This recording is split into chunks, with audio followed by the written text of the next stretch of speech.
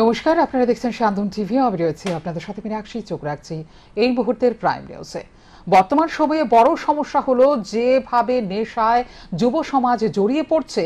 এর থেকে যুব সমাজকে বের করে নিয়ে আসতে হবে।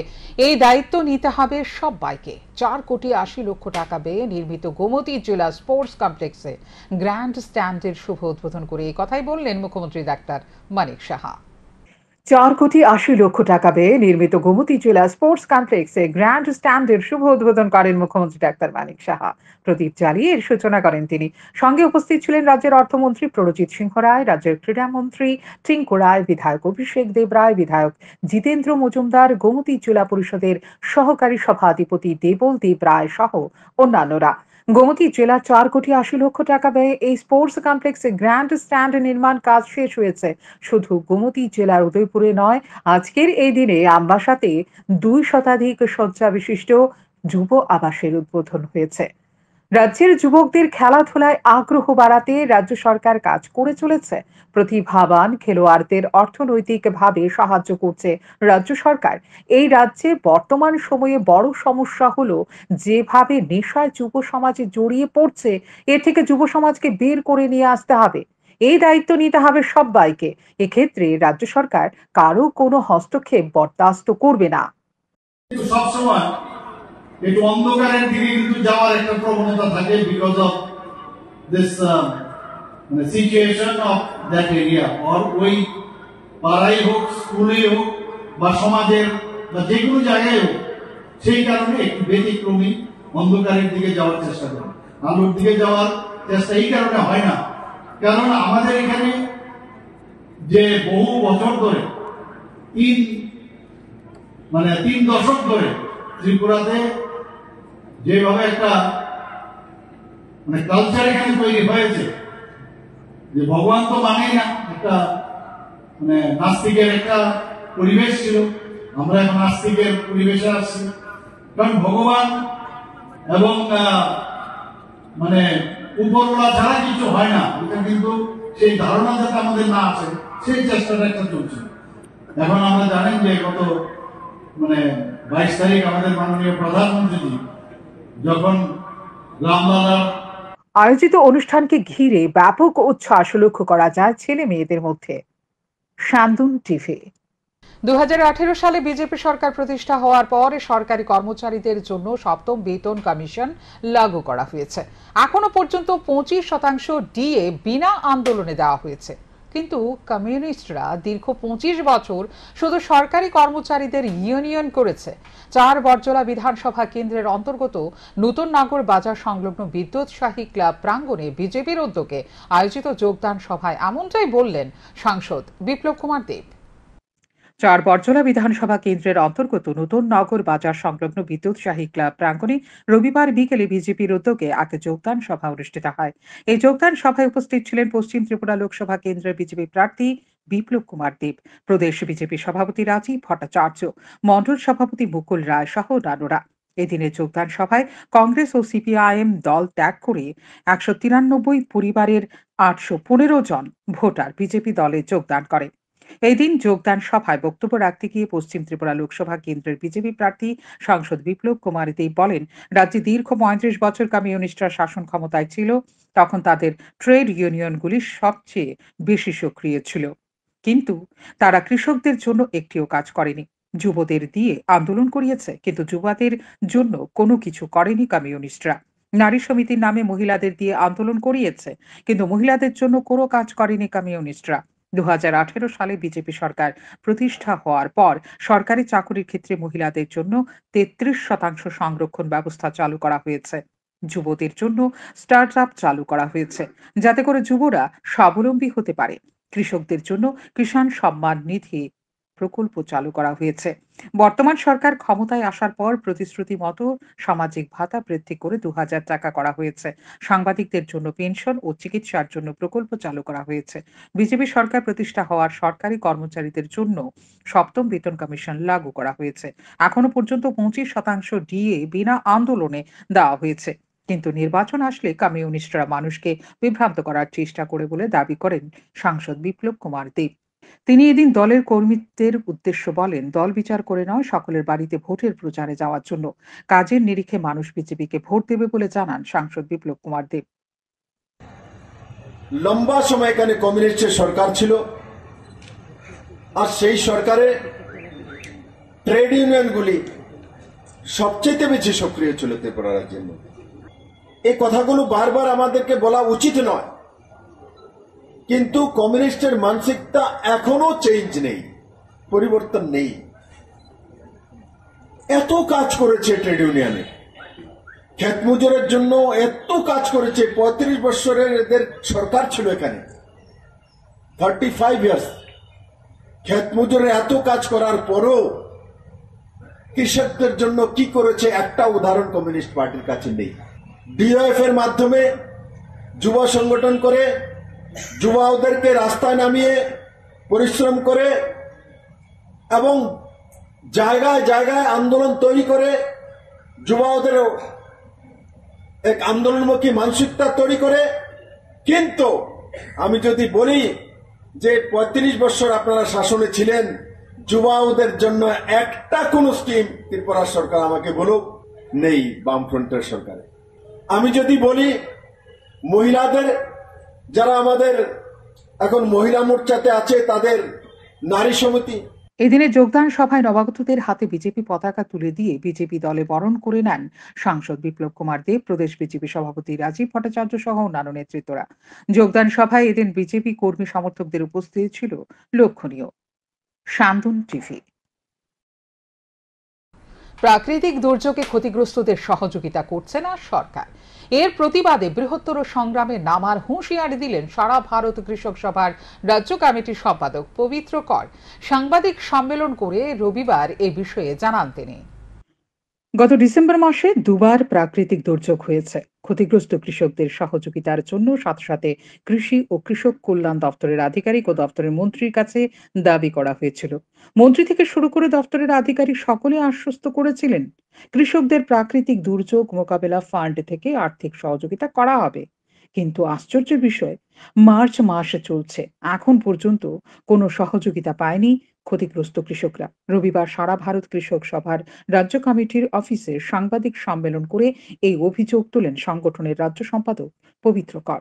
তিনি বলেন, বর্তমান সরকার প্রকল্পের নামে ৬,০০০ টাকা কৃষকদের সহযোগিতা করছে বলে প্রচার করছে, কিন্তু কৃষকরা ভিক্ষা চায় না। কৃষকদের দাবি প্রাকৃতিক দুর্যোগে ক্ষতি হওয়া ফসলের সহযোগিতা এবং ফসলের ন্যায্য মূল্যের, কিন্তু সরকার কৃষকদের প্রতি আন্তরিকতা প্রকাশ করছে না। আয়োজিত সাংবাদিক সম্মেলনে তিনি আরো বলেন, এবারকার বাজেটে জলসেচের মেশিন সারাইয়ের জন্য কোনো অর্থ বরাদ্দ হয়নি। তিনি আরো বলেন, রাজ্যের রাবার ও পান চাষিরা ব্যাপক ক্ষতির মুখে পড়েছে, কারো কোনো সহযোগিতা পাচ্ছে না। এই বিষয়ে সংশ্লিষ্ট দপ্তরের মন্ত্রীকে অবগত করলে তিনি জানেনই না তাদের যে সহযোগিতার বিষয়ে। গরু চুরির ঘটনার বিষয়ে তিনি উদ্বেগ প্রকাশ করে বলেন, 4 থেকে 5 শতাধিক পরিবারের গবাদি পশু চুরি হয়েছে। জিরানিয়ায় গত 2 মাসে 30টি গরু চুরি হয়েছে। এই গরুগুলি বাংলাদেশ পাচার হচ্ছে বলে জানান পবিত্র কর। সবচেয়ে উদ্বেগজনক বিষয় হলো, নরেন্দ্র মোদীর নেতৃত্বাধীন সরকার যখন থেকে দেশে প্রতিষ্ঠিত হয়েছে তখন থেকেই দেশের কৃষকরা বিপন্ন হয়ে পড়েছে, কিন্তু কৃষকদের উপরে গ্রামের অর্থনীতি টিকে থাকে। গোটা দেশের মতো আজ রাজ্যের কৃষকরা ব্যাপক ক্ষতির মুখে পড়েছে। সরকার যদি তাদের সহযোগিতার হাত বাড়িয়ে না দেয়, তাহলে আগামী দিনে বৃহত্তর সংগ্রামে নামবে বলে হুঁশিয়ারি দেন পবিত্র কর। শুধু জৈব সার দিয়ে তো হয় না, গাঁজার কারণে গোবরও পাওয়া যায় না।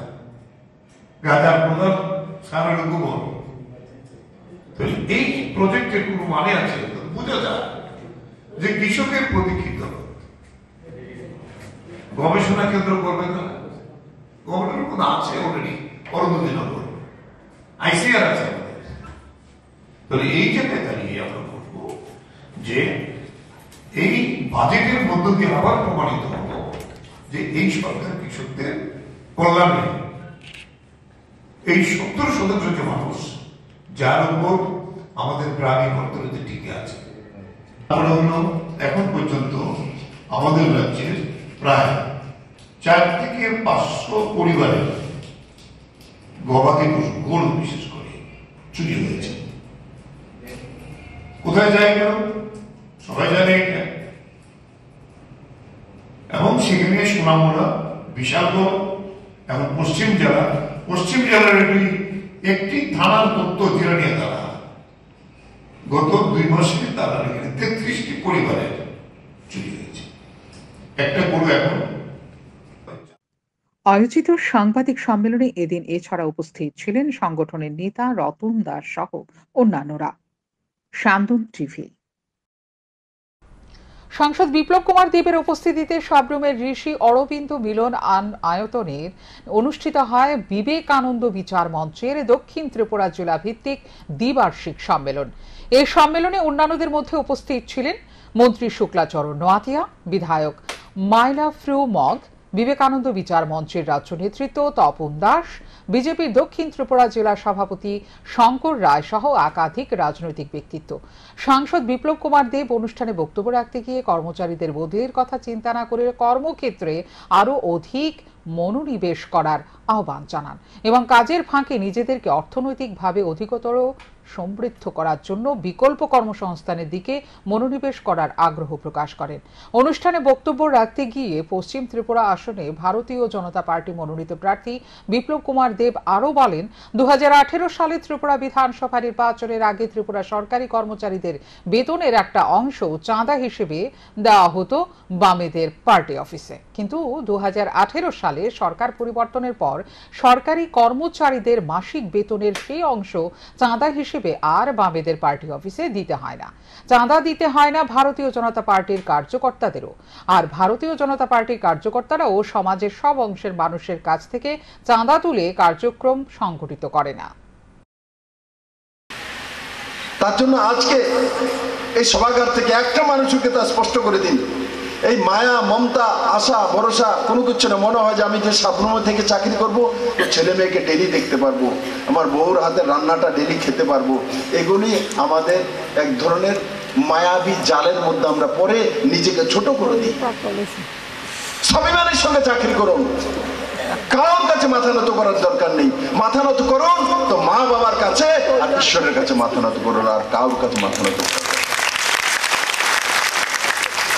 মাথা নত করে আপনি জীবনে কিছু অর্জন করতে পারবেন না, মনে রাখবেন। আমি আজ পর্যন্ত দুনিয়াতে দেখিনি নরেন্দ্র ভাই মোদী যদি আমেরিকার সামনে মাথা নত করে দিত, তো নরেন্দ্র ভাই মোদী ভারতবর্ষের প্রধানমন্ত্রী হতো না। অমিত ভাই যদি কংগ্রেসের সেই চিদম্বরমের সামনে মাথা নত করে দিত, বলে আমাকে জেলে না নিয়ে যাবেন, আমাকে জেল করবেন না, তাহলে আজকে দেশের গৃহমন্ত্রী না হতো মেরে মিত্র। তার জন্য একবার উঠে দাঁড়ান। যদি নেতাজি সুভাষচন্দ্র বসু ইংরেজের সামনে মাথা নত করে দিত, তাহলে আজাদ হিন্দ ফৌজ তৈরি হতো না, আর মণিপুর পর্যন্ত আজাদ ভারত নির্মাণ হতো না, আর ব্রিটিশদের মধ্যে ভয়ের সঞ্চার হতো না, আর তার কারণে 1947 সালে দেশ স্বাধীনই না হতো। মাথা নত করে দুনিয়াতে কোনো কিছু করা যায় না। বাইজালবাড়ি প্রাথমিক হেলথ কেয়ার সেন্টারে অ্যাম্বুলেন্স প্রদান অনুষ্ঠান হয় রবিবার। অনুষ্ঠানে উপস্থিত ছিলেন তীব্রাবতার সুপ্রিমো প্রদ্যুৎ কিশোর দীপুরমন। এদিন অনুষ্ঠানে অন্যান্যদের মধ্যে উপস্থিত ছিলেন মন্ত্রী বৃষকেতু দীপুরমা, বিধায়ক রঞ্জিত দীপুরমা, মেবার কুমার জমাতিয়া। এদিন বক্তব্য রাখতে গিয়ে তীব্রাবতার সুপ্রিমো বলেন, ত্রিপুরার 90% ভূমিপুত্র তিপ্রাসাদের দিল্লি সরকার থেকে যতক্ষণ পর্যন্ত না জমির পাট্টা দেওয়া হচ্ছে, ততক্ষণ পর্যন্ত ধৈর্য ধরে বসবেন না। রাজনীতি নিজের জাতির সঙ্গে করতে নেই, রাজনীতি করতে হবে তাদের সাথে যারা তিপ্রাসাদের গরিব বানিয়েছে, যারা নিজেদের জমি থেকে তিপ্রাসাদের ভূমিহীন করেছে। দিল্লিতে সরকারের সাথে যে চুক্তি হয়েছে তাতে এক ফোঁটা রক্ত ঝরেনি, বন্দুক চলেনি। লড়াই করতে হবে বুদ্ধি দিয়ে, শক্তি দিয়ে নয়। এদিন আয়োজিত অনুষ্ঠানে ব্যাপক সংখ্যক জনজাতি অংশের মানুষের উপস্থিতি লক্ষ্য করা যায়। आज मुना यहाँ में त्रिपुरा में 90% लोग हानि Busa son of the soil, हम लोगों का जो भूमि पुत्र है, हम लोगों का मां है, बहन है, आज 90% लोग हम लोगों का तिप्रासा लोग आज भी खास लैंड में रहता है, फॉरेस्ट लैंड में रहता है, पट्टा नहीं है। जब तक आपको हम दिल्ली सरकार से आपको पट्टा करके आपका जमीन नहीं देगा ना, बुबागरा आराम से बैठेगा नहीं। ठीक कह सका यहां में अगर रास्ता बनना है, रास्ता चौड़ा होगा, आपको 1 रुपया नहीं मिलेगा। क्यों? आपका नाम में जमीन नहीं। ओएनजीसी, ऑयल इंडिया गैस के लिए यहां में काम करेगा, बम फटाएगा, जमीन से तेल निकालेगा, गैस निकालेगा, आपको 1 रुपया रंग नहीं मिलता। क्यों? आपका नाम में जमीन नहीं, खास लैंड। আসন্ন লোকসভা নির্বাচনকে সামনে রেখে আকাঙ্ক্ষা সংগ্রহের জন্য জনসাধারণের কাছে পৌঁছানোর কাজকর্ম নিয়ে ভারতীয় জনতা পার্টি গোমতী জেলা কার্যালয়ে এক সাংবাদিক সম্মেলন অনুষ্ঠিত করে।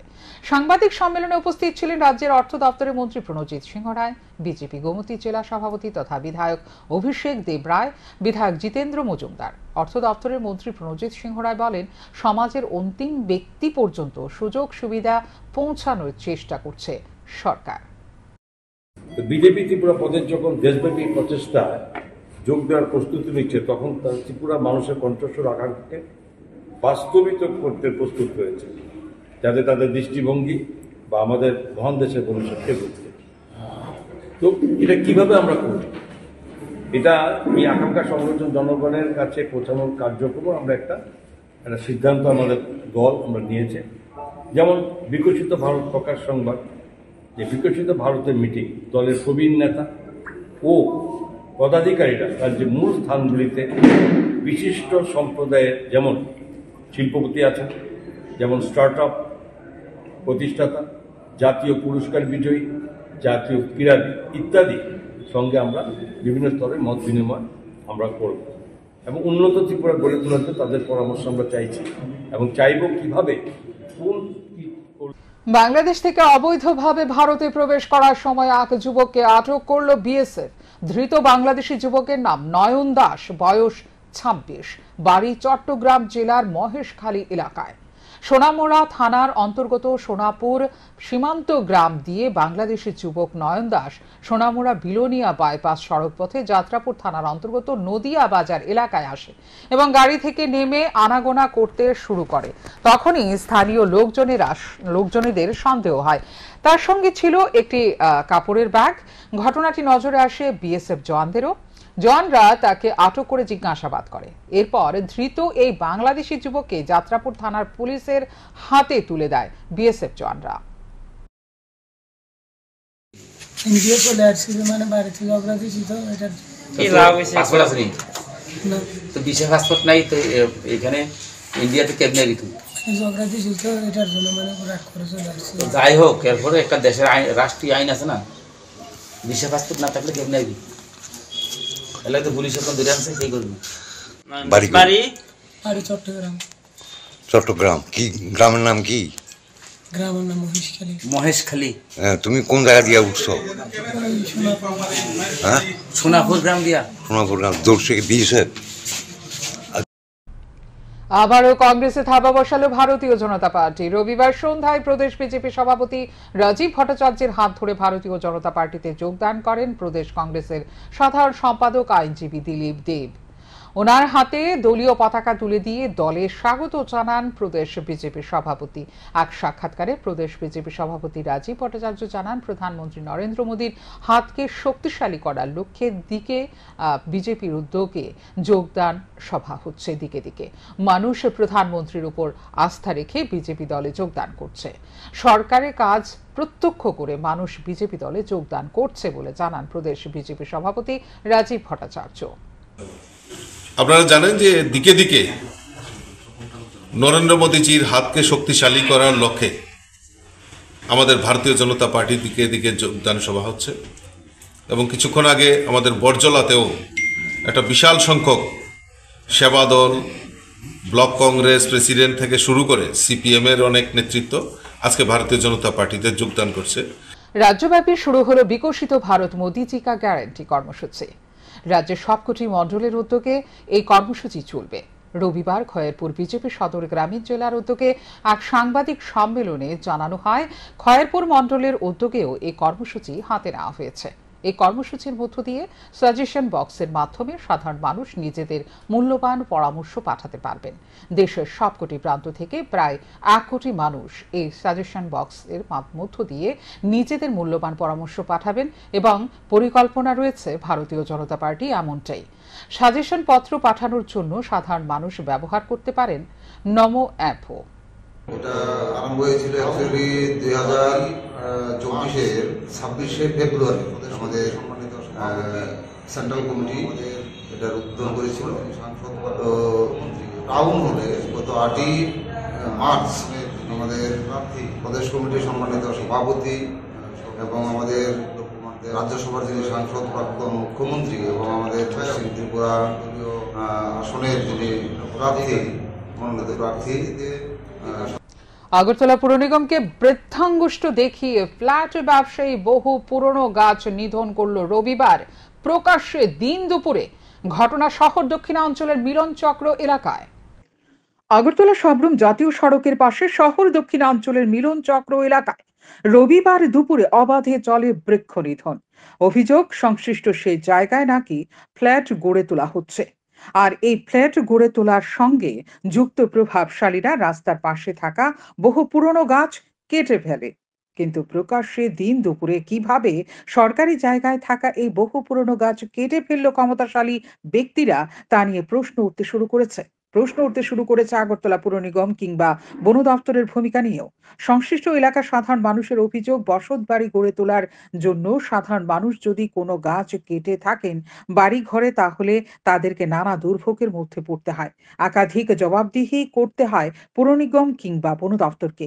কিন্তু ফ্ল্যাট ব্যবসার জন্য যুক্ত ক্ষমতাশালী ব্যক্তিরা যেভাবে দিন দুপুরে অবাধে বৃক্ষ নিধন চালিয়ে যায়, তা নিয়ে রীতিমতো ক্ষোভ ছড়িয়ে পড়েছে সাধারণ মানুষের মধ্যে। শনিবার রাজধানী আগরতলা 17 নম্বর ওয়ার্ডের অন্তর্গত বিজয় কুমার চৌমুহনী সংলগ্ন রাস্তা ও ড্রেন নির্মাণের কাজ পরিদর্শনের সময় সাংবাদিকদের এক প্রশ্নের জবাবে নিগমের মেয়র দীপক মজুমদার জানিয়েছিলেন, ফ্ল্যাট ব্যবসায়ীদের কোনো অনিয়ম ধরা পড়লে আগরতলা পুর নিগম কিংবা সংশ্লিষ্ট দপ্তর যথাযথ পদক্ষেপ গ্রহণ করবে। আমাদের সরকার আসার পর এবং আমাদের পৌর নিগম গঠন হওয়ার পর আমরা সবচেয়ে বেশি এটা জোর দিয়েছি বেআইনি যারা কনস্ট্রাকশন করছেন তাদের মধ্যে আইনগত ব্যবস্থা গ্রহণ করার জন্য। সেই উদ্দেশ্যে অনেকগুলি আমরা অ্যাকশন নিয়েছি। আমাদের দপ্তর থেকে আমাদের পৌর নিগমের আধিকারিকরা দেখেছেন, ভিজিট করেছেন, তাদের রিপোর্ট অনুযায়ী কিছু কিছু ব্যবস্থা গ্রহণ করা হচ্ছে, যাতে আগামী দিন এই ধরনের রুলস যাতে মেনে কাজ করে বা যারা রুলস ভঙ্গ করে তাদের বিরুদ্ধে আইনগত ব্যবস্থা, কঠোর ব্যবস্থা গ্রহণ করা হয়। এটা দেখবো আমরা এখানে দেখছি একটা বিল্ডিং আমার আজকে বিজেপির চোখে পড়েছে, যেটা নিয়ম আমার আর মানে এমনি আপাতদৃষ্টিতে মনে হচ্ছে যে এটা যে নিয়ম অনুযায়ী করা উচিত সেটা তারা করেনি। সেক্ষেত্রেও আমি আধিকারিকদের অনুরোধ করেছি এবং বলা হয়েছে তাদের বিরুদ্ধে দেখা এবং অ্যাকশন নেওয়া। সেভাবে আগরতলা শহরে বিভিন্নভাবে আগে থেকে চলছিল ব্যাড প্র্যাকটিস। আমাদের সরকার আসার পর আমরা পৌর নিগম গঠন করার পর এর উপর বেশি জোর দিয়েছি, যাতে আইনগতভাবে সবাই কনস্ট্রাকশনে করেন, যেভাবে প্ল্যান পাস হয় অ্যাজ পার ড্রয়িং ডিজাইন এবং সঙ্গে মেনটেন করা হয়। অধিকাংশই করেন না। তো যাই হোক, আগে হয়তো এতটা ভিজিলেন্স ছিল না। তো আমাদের এখন সিদ্ধান্ত হচ্ছে, আমাদের অফিসের আধিকারিক ইঞ্জিনিয়ার তারা দেখছেন, আমরাও সিদ্ধান্ত নিচ্ছি কঠোরভাবে, যাতে আগামী দিন এই ধরনের বেআইনি বাড়ি আগরতলা শহরে কোথাও এটা ব্যক্তিগত হোক আর ফ্ল্যাট হোক কিংবা সরকারি ওই নার্সিং হোক, হোটেল হোক, ব্যবস্থা গ্রহণ করা হচ্ছে। উল্লেখ করা যেতে পারে, রাজ্যের বিভিন্ন প্রান্তে ফ্ল্যাট ব্যবসায়ীরা নিগমের নিয়ম নীতিকে তোয়াক্কা না করেই ব্যবসা চালিয়ে যাচ্ছে। এক্ষেত্রে পুর নিগম কতটা সক্রিয় ভূমিকা গ্রহণ করে সেটাই দেখার। সান্দন টিভি। ত্রিপুরাতে প্রথমবারের মতো উদ্বোধন হলো ভার্চুয়াল খেলার লঞ্চ। রবিবার রাজধানীর কৃষ্ণনগর স্থিত ঠাকুরপল্লী এলাকার উদ্বোধন হয়। এর উপস্থিত ছিলেন এর কর্ণধার। তিনি জানান, এটি উদ্বোধনে উপকৃত হবে রাজ্যের ছেলেমেয়েরা। পাশাপাশি নারী দিবসকে সামনে রেখে রাজ্যের মহিলা ক্রিকেটার্সদের সংবর্ধনা জানানো হয়। আজকে আমরা যে প্রোগ্রামের জন্য এখানে জড়ো হয়েছি সেটা হচ্ছে গিয়ে হ্যালুসিনেট বলে গেমিং লঞ্চের উদ্বোধনের জন্য। হ্যালুসিনেটের বিশেষত্ব হচ্ছে গিয়ে আমরা এখানে ভার্চুয়াল রিয়েলিটি ক্রিকেট, যেটার একটি বিশিষ্ট ব্র্যান্ড হচ্ছে গিয়ে আইবি ক্রিকেট। তো সেটার এখানে ফার্স্ট টাইম নর্থ ইস্টে আমরা লঞ্চ করছি, যেখানে আপনারা ভার্চুয়াল হেড গিয়ার পরে স্টেডিয়ামের ফিল্ডে ক্রিকেট খেলতে পারেন। তাছাড়াও রয়েছে প্লে স্টেশন সেট আপ, আর বিভিন্নভাবে বিজিএমআই টুর্নামেন্টও আমরা করে থাকবো।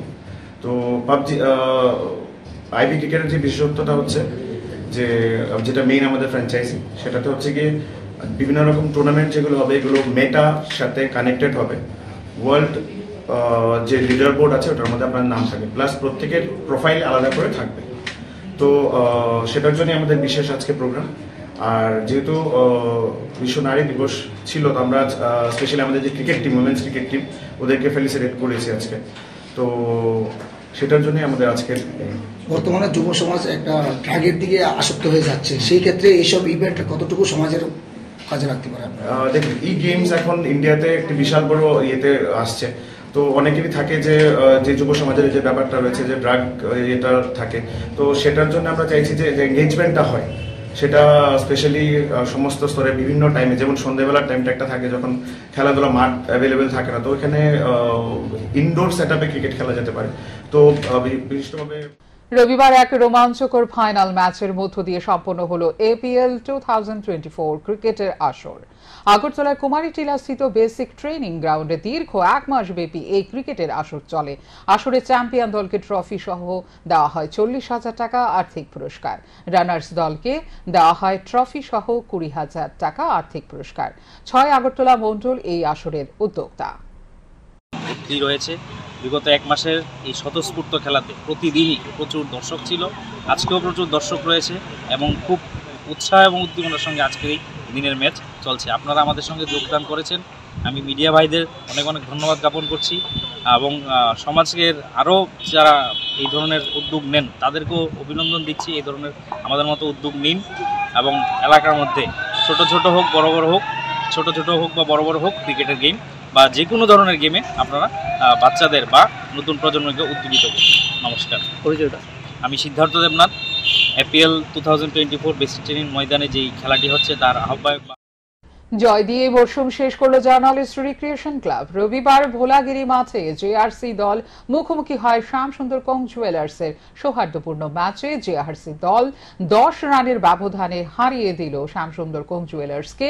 এবার নিয়ে চতুর্থবারের মতো এই দুই পরিবারের মধ্যে ক্রিকেট ম্যাচ সম্পন্ন হলো।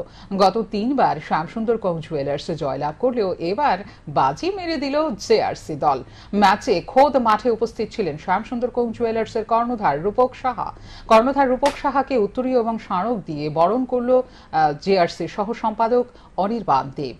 রূপক বাবু স্পষ্ট ভাষায় বললেন, জেআরসি ও শ্যামসুন্দর কোং জুয়েলার্স একই পরিবারের দুটো দল, কাজেই যেই জিতুক তাতে তিনি খুশি। এরপর দুদলের ক্রিকেটার্সদের সঙ্গে পরিচিত হলেন রূপক বাবু সহ শ্যামসুন্দর কোং জুয়েলার্সের অন্যান্য দায়িত্ব প্রাপকরা। টস জিতে শ্যামসুন্দর কোং জুয়েলার্সের অধিনায়ক প্রথমে ফিল্ডিং এর সিদ্ধান্ত নেয়। ব্যাট করার সুযোগটাকে দারুণভাবে কাজে লাগায় জেআরসি দল। নির্ধারিত 16 ওভার যদিও খেলতে পারেনি জেআরসি শিবির, এরপরও 14.5 ওভারে সব উইকেট হারিয়ে স্কোরবোর্ডে জেআরসি স্কোর দাঁড়ায় 150 রানে। এর মধ্যে বিশ্বজিৎ 28, মনোজিৎ 26, অরূপ 12 এবং শেষ দিকে সুব্রত দুর্দান্ত মেজাজে 29 রান করার সুবাদে এই স্কোর গড়ে জেআরসি। বল হাতে শ্যামসুন্দরের পক্ষে একা চিরঞ্জিত 17 রানে 6টি উইকেট নেন। এছাড়া অভিজিৎ সাহা 2টি এবং 1টি উইকেট নেয় সুমন দেব। পাল্টা খেলতে নেমে শ্যামসুন্দর কোং জুয়েলার্সের 16 ওভারে সব উইকেট হারিয়ে 140 রানই করতে সক্ষম হয়। ব্যাটে দলের পক্ষে নয়ন দেবনাথ 48, অভিজিৎ সাহা 39, চিরঞ্জিত 17, সুমন দেব 12 রান করলেও তা পরাজয় রুখতে পারেনি। ম্যাচের সেরা ফিল্ডার হলেন জেআরসির Zakir Hossain, man of the match হলেন জেআরসির বিশ্বজিৎ দেবনাথ এবং সেরা ব্যাটসম্যান হলেন শ্যামসুন্দর কোং জুয়েলার্সের নয়ন দেবনাথ। ম্যাচের পর আয়োজকদের তরফে বিজয়ী ও রানার্স দলের হাতে পুরস্কারও তুলে দেওয়া হলো। দারুণভাবে দিনটি উপভোগ করলেন দু দলের খেলোয়াড়েরা। জেআরসি দলের ক্যাপ্টেন তথা সচিব অভিষেক দে দু দলের খেলোয়াড় সহ শ্যামসুন্দর কোং জুয়েলার্সের পুরো পরিবারকে ধন্যবাদ জানান। পেশাগত দায়িত্ব পালনে সভাপতি সুপ্রভাত দেবনাথ আউট অফ স্টেশনে থাকলেও পুরো আয়োজনে সংশ্লিষ্ট সকলকে অভিনন্দন ব্যক্ত করেন। এখনকার মতো এই মুহূর্তের সংবাদ এই পর্যন্ত। অন্যান্য আপডেটস দেখার জন্য অবশ্যই নজর রাখতে হবে সান্দন টিভির পর্দায়। সান্দন টিভি, দায়বদ্ধতাই যার ঐতিহ্য।